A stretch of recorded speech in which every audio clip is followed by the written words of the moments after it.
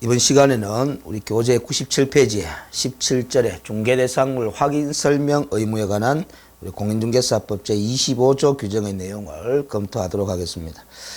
1번에 보시면은 그 확인 설명의 법적 성격으로 제목을 다루는데 이 부분에서는 한 가지만 점검을 하시면 되겠습니다. 그 네 번째 줄에 보면은 개업 공인중개사의 중개대상물 확인 설명 업무를 통해서 거래 당사자 간의 분쟁을 예방하고 부동산 거래 질서를 확립할 수 있는 것이다, 이런 표현을 쓰는데 결국 중개 업무의 핵심이 바로 이 확인 설명 업무입니다. 그래서 개업 공인중개사의 확인 설명 업무에 잘못이 있게 되면은 결국 거래 당사자 사이에 거래 사고가 발생하게 되고, 그러면 부동산 거래 질서를 확립하는데 장애가 발생하겠죠. 그래서 이 확인 설명을 어떻게 성실정확하게 하느냐, 그에 관한 우리 공인중개사법상의 법 규정을 검토하는 부분입니다. 그래서 어떻게 보면은 확인 설명 업무를 잘못해서 거래 당사자에게 재산상 손해를 발생시키게 되는 경우가 대부분이고, 그래서 공인중개사법 30조 규정에 따른 개업 공인중개사의 손해배상적인 문제는 실무상 대부분 이 개업 공인중개사의 확인 설명 의무 소홀을 원인으로 해서 발생하는 경우가 대부분입니다. 자, 그래서 구체적인 법 규정의 내용을 검토하러 들어가면은 97페이지죠. 밑에 하단부에 2번 확인 설명의 내용이라고 되어 있죠. 법 규정의 내용을 살펴보자라는 겁니다. 의 부분에 개업 공인중개사는 이렇게 각주 119번이 달려 있는데요. 그래서 확인 설명 의무의 주체가 개업 공인중개사임이 명확합니다. 그러나 우리 소속 공인중개사도 중개 업무를 수행할 수 있도록 허용하고 있다 그랬죠. 그래서 소속 공인중개사도 확인 설명 행위를 할 수는 있습니다. 그러나 소속 공인중개사는 개업 공인중개사의 의무를 대신해서 이행한다는 것이지 소속 공인중개사에게 확인 설명 의무가 있다라는 것은 잘못된 표현이겠죠. 그래서 개업 공인중개사가 의뢰인으로부터 중개 의뢰 받은 경우에는 그 중개가 완성되기 전에 확인 설명할 사항은 우리 시행령 21조 1항에서 9가지를 예시적으로 규정해두고 있습니다. 그 시행령 21조 1항이 규정하고 있는 주로 9가지 사항을 확인합니다. 그 확인하는 방법에 대해서는 우리 법 규정에 전혀 규정이 없어요. 그래서 제가 관로로 실무상 확인하는 방법에 대해서 3가지 측면으로 적어놨습니다. 개업 공인중개사의 기본 확인 사항은 공부 및 현장 답세한 방법으로 개업 공인중개사가 직접 확인하게 돼 있고, 개업 공인중개사의 세부 확인 사항은 매도 의뢰인 등에게 자료 제출 요구해야 한 방법으로 확인하게 되어 있습니다. 그래서 지금 기본 확인 사항이다, 세부 확인 사항이다, 이런 표현은 우리 법령상의 시행령 21조에 주로 9가지 확인 설명 사항을 규정해 둔 부분에 나오는 것이 아니고 확인 설명서 서식이라는 게 있습니다. 중개 완성 시에 거래 당사자 쌍방에게 요구하는 확인 설명서 서식이 중개대상물의 종류에 따라서 4가지로 규정이 되어 있는데, 그 4가지 확인 설명서 서식을 보면은 기재사항을 크게 3가지로 구분을 해놨어요. 개업 공인중개사 기본 확인 사항을 적고, 또 세부 확인 사항을 적도록 되어 있고, 또 중개 보수에 관한 사항을 기재하도록, 이렇게 크게 3가지 항목으로 구분해서 기재하도록 되어 있는데, 그 기본 확인 사항란에 기재하는 것들은 전부 다 개업 공인중개사가 스스로 직접 조사 확인해서 설명한 내용들을 기재하는 겁니다. 그건 확인하는 방법은 공부상 확인이든 현장 답세한 확인 방법이든 개업 공인중개사가 스스로 직접 조사 확인 설명한 사항을 기본 확인 사항란에 기재하게 돼 있고, 세부 확인 사항란에 기재될 것들은 다 개업 공인중개사가 현장 답사를 통해서 조사 확인을 하되 필요하다면은 매도 의뢰인 등에게 자료 제출 요구해서 확인할 수도 있거든요. 그 방법에 의해서 확인한 사항들을 세부 확인 사항란에 기재를 하도록 그렇게 되어 있습니다. 그래서 이런 방법을 동원해서 확인한 사항들을 당해 중개대상물에 관한 권리를 이전하고자 하는 의뢰인이 아니라 취득하고자 하는 중개인에게 설명을 하는 거죠. 그래서 이전 의뢰인에게 설명할 하등의 이유는 없습니다. 취득 중개인에게 설명하는데 어느 정도 끝 정확하게 설명해야 되느냐에 대해서는 우리 법에 규정이 없어요. 그냥 성실 정확하게 설명하고 이런 표현만 써놨습니다. 이 성실 정확의 의미가 우리 대법원 판례 사례들을 쭉 검토해 보면 선량한 관리자의 주요 의무에 따라서 확인하고 설명했으면은 성실 정확하게 설명한 것으로 그렇게 인정이 된다는 의미로 보시면 됩니다. 그래서 이 선량한 관리자의 주의를 다 기울인 경우에는 개업공인중개사에게 고의 과실이 있다고 볼 수는 없다라는 거죠. 그래서 이렇게 설명을 하고 토지대장 또는 부동산 종합증명서, 등기사항 증명서 등 설명의 근거 자료를 제시해야 한다는데 구두로 설명만 하면 되는 것이 아니고 그 설명할 내용의 근거 자료를 각종 공부를 통해서 확인했다라면 그 각종 공적 장부들을 제시하면서 설명을 하라라는 것이고, 매도원 등에게 자료 제출을 요구해서 확인한 사항을 설명할 때는 그 제출된 자료를 제시하면서 설명하라라는 소리입니다. 그래서 과거에 기출된 지문을 보면은 국어적 표현으로 정확하게 보지 않으면 실수로 틀리는 경우가 있습니다. 그 설명하고를 하그나로 고치면은 설명 또는 자료를 제시한 둘 중에 하나만 하면 된다라는 그런 국어 표현이 되는 거죠. 틀린 지문이 됩니다. 구두로 설명도 하면서 근거 자료까지 함께 제시를 하라라는 것이 우리 공인중개사법 제25조 1항에 규정된 개업공인중개사의 중개대상물 확인 설명 의무입니다. 그리고 이러한 확인 설명 의무는 우리 대법원 판례에 따르면은 무상 중개의 경우에도 적용이 된다라는 거죠. 소멸되는 의무가 아니다라는 거죠. 그리고 이 확인 설명 의무를 소홀히 함에 따라서 개업공인중개사가 손해배상 책임을 지게 되는 경우가 있을 건데, 그 확인 설명 의무 위반에 따른 손해배상 책임도 무상 중개의 경우에도 적용된다라는 거죠. 소멸되지 않는다라는 거예요. 그래서 개업공인중개사의 확인 설명 의무와 이에 위반한 경우에 손해배상 의무는 중개인이 개업공인중개사에게 소정의 중개보수를 지급하지 아니하였다고 해서, 즉 무상 중개 행위를 하였다고 해서 당연히 소멸되는 의무는 아니다라는 것이 대법원 판례이고, 그뿐만 아니라 우리 대법원 판례는 직접적인 위탁관계가 없다고 하더라도, 그 말은 중개 의뢰 계약 관계를 맺은 바가 없는 거래 상대방에 대해서도 그 거래 상대방이 개업공인중개사의 개입을 신뢰한 거죠. 따라서 개업공인중개사로서는 중개 의뢰 계약 관계를 체결하지 않은 거래 상대방에 대해서도 신의성실의 원칙상 주의를 기울여야 될 일반적 주의 의무를 부담한다라고 판시하고 있고, 또 우리 그 중개 대상물 이외의 물건이나 권리, 이런 지위를 중개하는 경우에도 선량한 관리자의 주의 의무에 따라서 성실 정확하게 설명해야 된다라고 판시하면서 중개 개업 공인중개사의 주의 의무의 범위의 폭을 상당히 넓게 인정하는 추세입니다. 그래서 우리가 이 확인 설명 의무의 이행 범위를 상당히 넓게 본다라는 거죠. 그래서 결국 그렇게 넓게 해석을 하는 취지는 우리 공인중개사법 제정 목적 자체가 개업 공인중개사의 어떤 권익이나 이익을 보호하기 위한 취지라기보다는 거래 당사자의 이익을 두텁게 보호하고자 하는 취지에서 둔 법이라고 한다면 당연히 확인 설명 의무의 이행 범위와 그에 따른 주의 의무의 범위를 폭넓게 해석하는 것이 타당하지 않느냐, 이런 입장인 것 같습니다. 자, 그리고 99페이지에 보면은 그러면 확인 설명할 내용이 어떤 거냐라는 것은 우리 시행령 21조 1항에 규정을 해두고 있다 그랬는데, 제가 주로 9가지라는 메모를 했었죠. 그래서 시행령 21조 1항에서는 이렇게 99페이지에 1번부터 9번까지 항목을 제시를 해놨는데, 이걸 열거 규정으로 볼 것은 아니다라는 거죠. 예시 규정으로 봐야 된다. 여기에 예시되지 명시되지 않은 사항이라 하더라도 거래상 중요사항이라고 볼 수 있는 것들은 개업공인중개사로서는 선량한 관리자의 주의 의무에 따라서 성실 정확하게 확인 설명을 해야 된다라는 소리입니다. 자, 그래서 우리가 이 확인 설명할 사항 9가지는 객관식 문제 출제 특성상 기억을 해 두셔야 됩니다. 그래서 지난 시간에 전속중개 계약 체결 시에 부동산 거래 정보망이나 일간신문에 공개할 정보의 내용 7가지 하고 요 확인 설명사항 9가지 하고 중복되는 것들도 많죠. 그래서 비교해서 구분해서 정리를 잘 해 두셔야 된다라는 겁니다.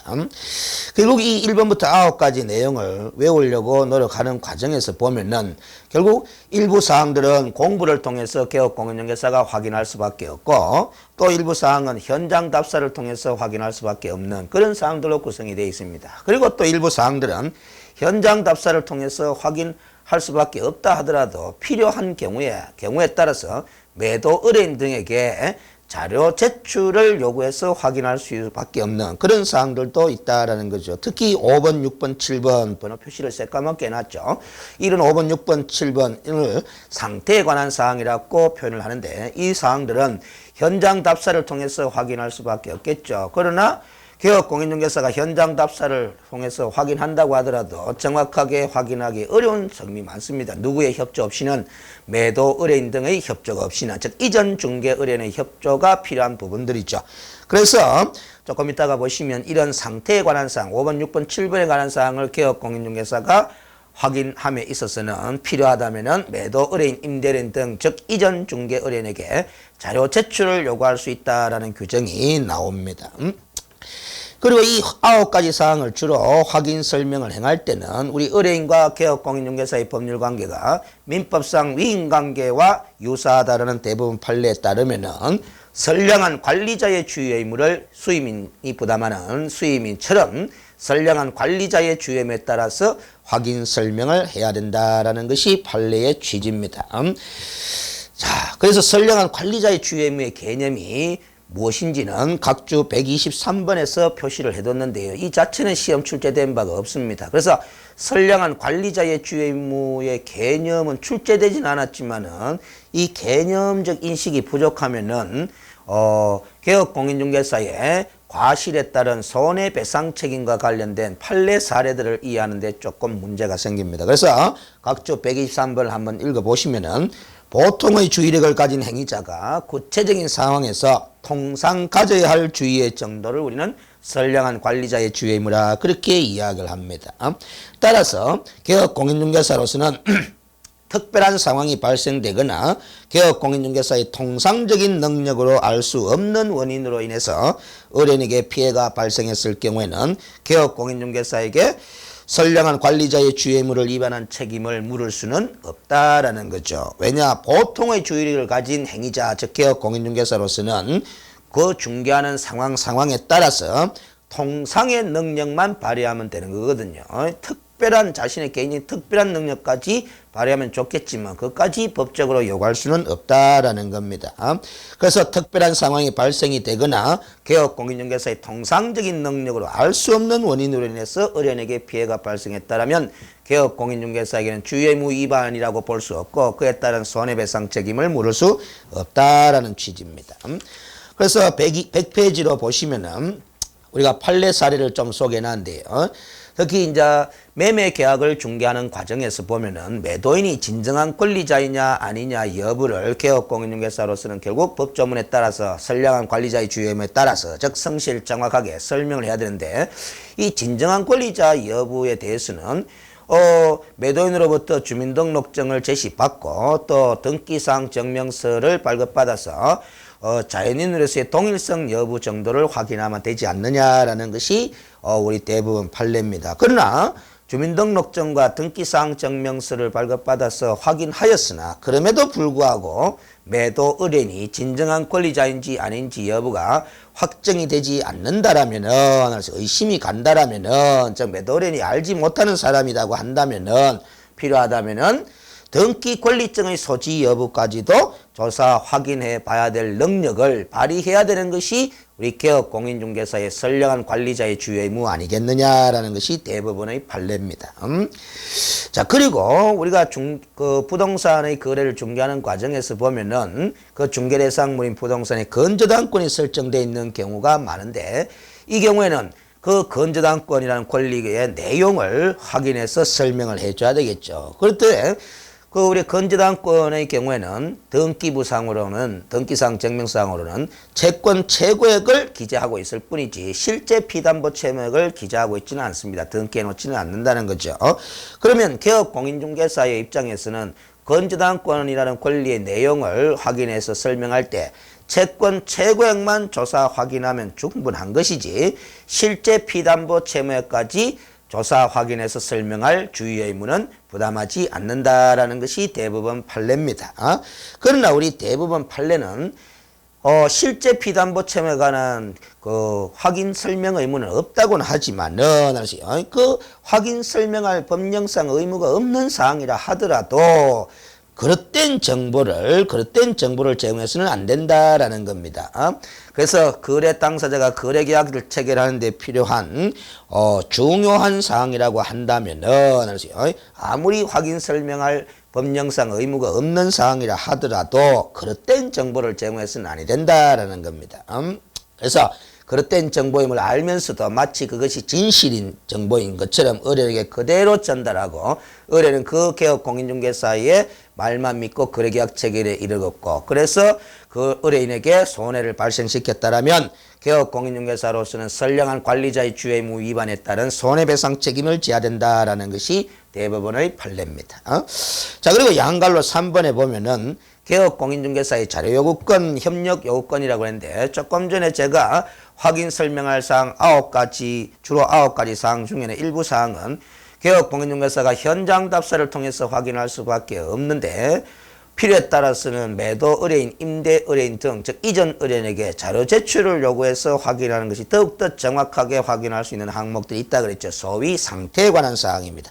그래서 우리 법제 25조 2항에서는 확인 또는 설명 업무의 이행을 위해서 필요하다면 개업 공인중개사로서는 매도 의뢰인, 임대 의뢰인 등에게 상태에 관한 자료를 요구할 수 있다라는 협력 요구권에 관한 규정을 두고 있습니다. 그래서 여기서 상태에 관한 자료를 요구할 수 있다 할 때 그 상태에 관한 자료가 바로 확인 설명사항 9가지 항목 중에서 5번, 6번, 7번에 해당하는 항목이다라는 거죠.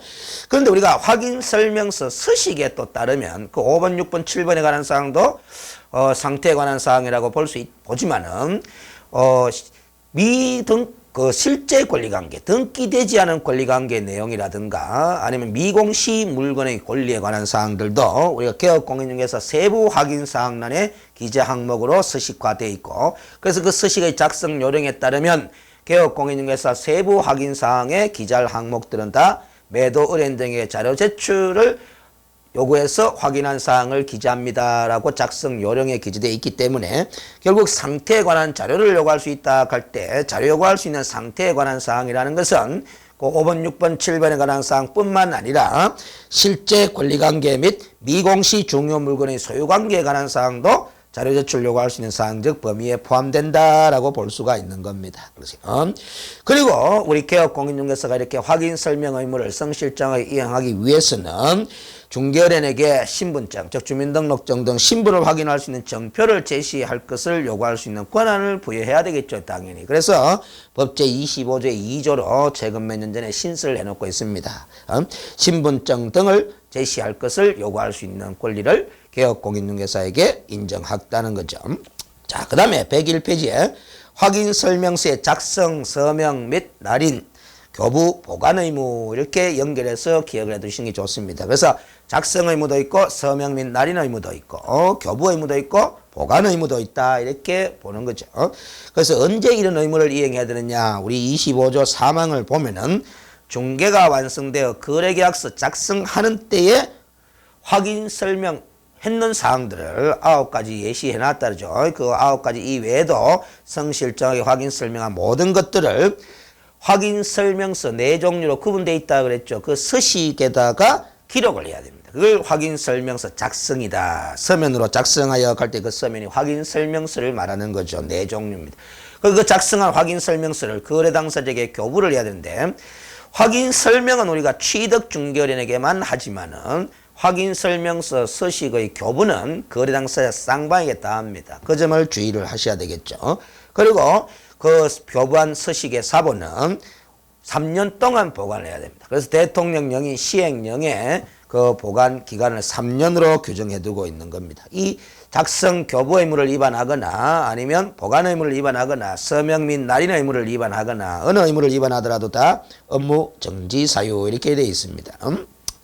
자, 그런데 우리가 개업 공인중개사의 의무지만은 소속 공인중개사도 확인 설명도 할 수 있고 확인 설명서도 다 작성할 수 있습니다. 그래서 실제로 이 중개 업무를 수행하는 과정에 소속 공인중개사가 관여한 부분이 있다라면 그 관여한 소속 공인중개사는 개업 공인중개사가 확인 설명서 서식에 서명 및 날인할 때 함께 서명 및 날인을 해야 됩니다.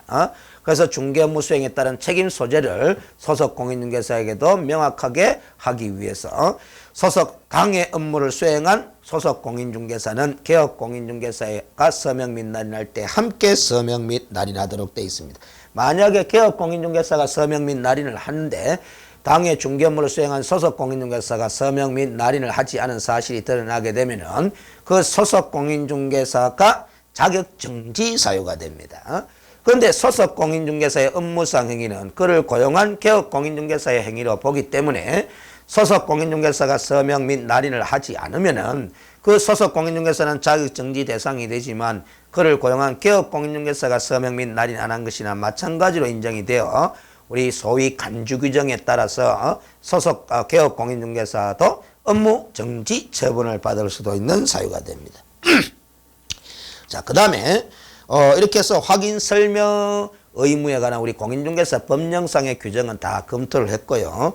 나중에 중개 실무편에 가면은 중개대상물 조사 확인 실무를 공부하게 됩니다. 그때는 이제 공부상 확인, 그 다음에 현장 답사한 확인, 그 다음에 자료 제출 요구한 확인, 이런 확인 방법에 따라서 점검을 좀 해야 될 부분이 있고, 또 실무상 중개가 완성되어 거래계약서 작성하는 때는 확인 설명서를 작성 교부해야 되기 때문에 그 확인 설명서 서식의 기재사항과 작성 요령에 대해서 학습을 할 부분이 남아 있습니다. 자, 그 다음에 102페이지에 10절에 26조 규정에 따른 개업 공인중개사의 또 다른 의무인 거래계약서 작성, 서명 및 날인 교부 보관 의무입니다.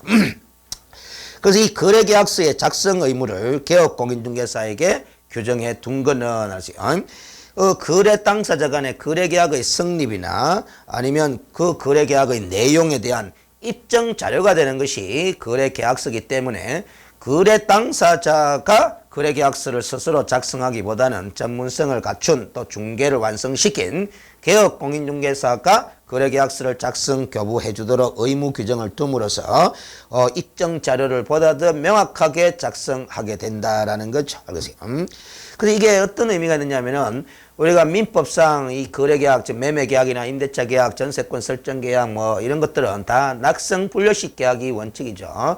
그래서 낙성 분료식 계약이기 때문에 굳이 거래계약서를 작성하지 서면으로 작성하지 않아도 거래계약은 성립이 될 수 있습니다. 그렇다면 엄격히 따지면 개업 공인중개사의 중개 업무라는 것은 거래 당사자 간의 거래계약이 성립되면 중개 업무는 완성이 되는 거거든요. 그러면 결국 거래계약이 성립되는 시점을 엄격히 따지면 거래 당사자 간의 의사표시에 합치가 있게 되면 서면을 굳이 거래계약서를 작성하지 않았다 하더라도 거래계약은 성립이 되는 것이고, 그러면 그때는 중개가 완성되는 시점이 되는 거죠. 그러면 이 거래계약서 작성 행위라는 것은 엄격히 따지면 개업 공인중개사의 중개 완성 이후입니다. 중개 업무에 원칙적으로 속하지 않는다라는 거죠. 엄격히 따지면 아주 좁은 의미로 중개 업무의 범위를 판단하게 되면은 거래계약서를 서식으로 작성하는 이 행위는 중개 행위에 속하지 않는데, 우리 이 거래계약서라는 것이 계약 체결의 입증인 성립이나 아니면 계약의 내용을 입증하는 자료가 되는 것이기 때문에 전문성을 갖춘 중개를 완성시킨 개업 공인중개사로 하여금 작성 교부토록 하자라는 이런 취지에서 개업 공인중개사의 의무로 규정을 해둔 것이다 라고 보는 거죠. 그리고 이 개업 공인중개사는 그런 취지이기 때문에 거래계약서를 작성 교부할 때는 당연히 거래금액 등 거래내용, 즉 필요적 기재사항이 또 9가지가 시행령 22조에 규정이 되어 있는데, 그 필요적 기재사항을 기재할 때 거짓으로 기재해서도 안 되고 서로 다른 둘 이상의 거래계약서를 작성해서는 아니 된다 하는 당연한 규정을 우리 법제 26조 3항에 규정을 해두고 있고, 그래서 이 규정을 위반한 개업 공인중개사는 등록을 취소할 수도 있는 상대적 등록 취소사유로 규정해두고 있습니다. 그리고 이 거래계약서 작성 교부 의무와 관련해서 우리 대법원 판례 하나가 당연한 판례인데, 개업 공인중개사는 자신이 중개하지도 않은 건에 대해서 함부로 거래계약서 등을 작성 교부해서는 아니 된다라는 거죠. 알겠습니까? 우리가 보통 자신이 중개한 건에 대해서는 법령에 따른 의무사항으로 거래계약서를 작성 교부해 줘야 되겠지만, 자신이 중개하지도 않은 건에 대해서 계약서를 작성해 줄 것을 부탁받고 계약서를 작성해 주면서 서명 및 날인까지 해주면은 그 개업 공인중개사의 서명 날인이 있는 그 거래계약서를 제3자들은 신뢰할 수밖에 없다라는 거죠. 그래서 그 거래계약서를 신뢰한 금융기관이 대부업체죠. 이 사건에 있어서는 대출을 해주는 근거 자료로 활용했는데 결국은 이 실제 존재하지 않았던 거래계약이다라는 거죠. 존재하지 않은 거래건에 대해서 거래계약서를 신뢰하고 대출했는데 대출금을 회수하지 못하는 손해를 금융기관에서 대부업체에서 입었다라는 거예요. 그 대부업체가 입은 손해 발생 원인을 제공한 것은 결국 중개하지도 않은 건에 대해서 개업공인중개사가 거래계약서를 작성 교부한 것이 바로 원인을 제공한 것이다. 따라서 개업공인중개사는 대부업체가 입은 손해에 대해서 손해배상 책임을 져야 된다라는 판례입니다. 그래서 결론적으로 자신이 중개하지 않은 건에 대해서는 함부로 거래계약서나 확인설명서 이런 것들을 자신의 등록된 인장을 날인까지 해가면서 작성 교부해서는 아니 된다라는 지극히 당연한 판례 사례입니다. 자, 그런데 여기서 이제 문제는 개업공인중개사는 거래계약서를 작성 교부해줘야 되는데 이 서식이 법에 정해져 있는 서식이 있고 또 그 법에 정해진 서식을 반드시 사용해야 되느냐 이런 부분을 또 따져 짚어볼 문제가 있다라는 거죠. 그런데 우리 시행령 22조 4항에서는 어떤 규정을 두고 있느냐면은 국토교통부 장관은 개업공인중개사가 작성하는 거래계약서에 관하여 표준이 된 서식을 정하여 이의 사용을 권장할 수 있다 이런 규정을 시행령에서 두고 있을 뿐 실제 시행령이나 시행규칙에 이 거래계약서의 표준 서식이 정해져 있지를 않습니다. 그래서 이 장관이 권장할 수 있다라는 이 규정만 있기 때문에 실무적으로는 개업공인중개사로서는 빈 백지에다가 거래계약서를 작성 교부해줘도 법령상으로는 아무런 문제가 발생하지 않습니다. 그리고 또 국토교통부 장관이 권장하는 서식을 또 만들어 둔 것도 아직 없어요. 그래서 현재 실무에서는 공인중개사 협회에서 일단 개업공인중개사들의 사무소에 보급하는 이제 거래계약서 서식들이 있습니다. 근데 이 협회가 보급하는 서식을 국토교통부 장관이 권장하는 서식으로 오해하시면 안 됩니다. 그래서 그 협회가 보급하는 그 서식을 작성해도 되고 아니면 빈 백지를 꺼내서 거래계약서를 작성해도 아무 문제는 없는데 다만 지금 큰 3번에서 나오는 거래계약서의 필요적 기재사항 9가지가 있거든요. 이 9가지 항목은 반드시 포함시켜야 되겠다 이렇게 이해를 하시면 됩니다.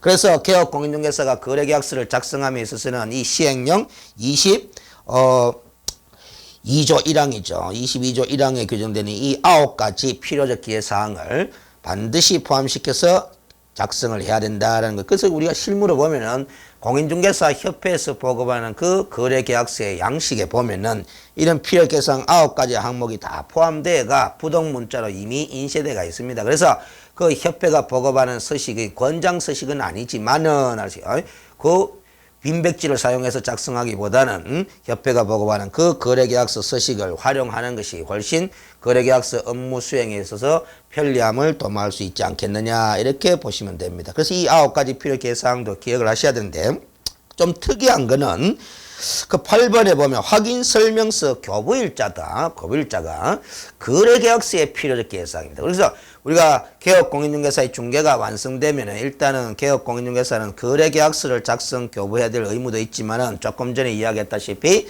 확인설명서도 작성 교부를 해야 되거든요. 그 확인설명서 교부한 날짜를 아예 거래계약서에다가 반드시 기재하도록 해놓은 이런 취지는 이 확인설명서 교부일자가 거래계약의 내용을 이루는 것이 아님에도 불구하고 거래계약서에 필요적 계상을 해놓은 거는 과거에는 요즘은 좀 많이 덜하지만은 과거에는 개업공인중개사분들이 거래계약서만 작성 교부를 하지 법령상 규정되어 있는 확인설명서 작성 교부 의무가 있음에도 불구하고 실무상으로는 확인설명서 서식이라는 걸 작성 교부하는 것을 생략해버리는 경우가 상당히 많았다라는 거죠. 그래서 이런 부분들을 시정한다는 측면에서 아예 거래계약서에 확인설명서 작성 교부한 날짜를 기재하도록 함으로써 사실상 확인설명서 작성 교부행위가 법령상 의무이기도 하지만은 사실상 실무에서 강제될 수밖에 없지 않느냐 이런 효과를 누리기 위해서 거래계약서의 필요적 계사항으로 규정을 한 겁니다. 그리고 이 거래계약서 작성 교부할 때는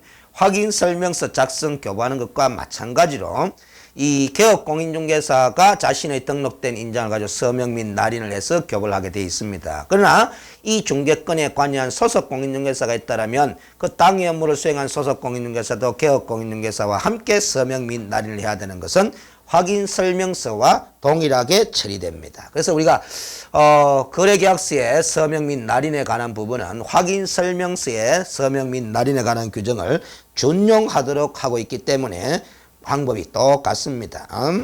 자, 그렇게 정리를 하시면 거래계약서의 작성 교부 의무도 법령상 내용은 정리가 다 끝난 겁니다. 결국 우리가 이제 이 2차 시험 과목에서는 이렇게 암기해야 될 사항들이 자꾸 늘어나기 때문에 그때그때 그 암기할 부분들을 암기를 해 두지 않으면은 다음 주제에 또 넘어가는데 상당히 어려움이 좀 많습니다. 그래서 우리가 제가 강의하는 도중에 암기할 수밖에 없는 것들이다 하는 사항들은 따로 메모를 해서라도 암기를 하시는 것이 바람직합니다.